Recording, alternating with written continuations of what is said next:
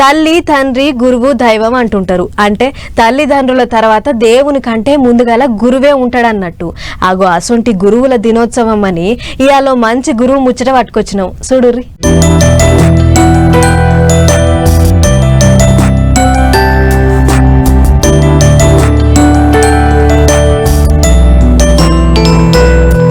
వాడని పంతులని గురువు దైవం అని ముచ్చట్లు చెప్పి గిడెవల్లో 5 కోట్ల బండి వేసుకుని పోయేటోళ్ళని చూపెడుతుర్రేంది అని అనుకుంటుర్రా?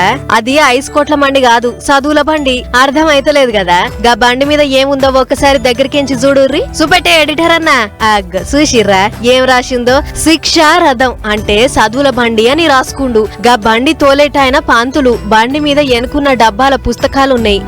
మధ్యప్రదేశ్ రాష్ట్రం భూపాల్ నుండేటి విజయ్ అయ్యర్ స్కూటర్ల మెకానిక్ పనిచేసుకుంటూ ఉండట. మరి ఎందుకు అనిపించిందో ఏమో గాని పేదోళ్ల పొల్లగాండ్లకు చదువు చెప్పాలని అనిపించిందట. అందుకే ఇగో గిట్ల ఒక స్కూటర్ కు చదువుల బండని బోర్డు పెట్టుకుని దానికో మైక్ తగిలించుకొని గా బండెనక కట్టుకున్న డబ్బాల పుస్తకాలు పెట్టుకుని ఇగో ఇట్లా గూడాలల్లా తిరుక్కుంటా చదువులు చెప్తుడు గి అన్న. పొద్దంతా స్కూటర్లు బాగు చేసుకుంటాడట. పొద్దుకల ఇగో ఇట్లా పేదోళ్ల పొల్లగాండ్లకు చదువులు చెప్తాడట.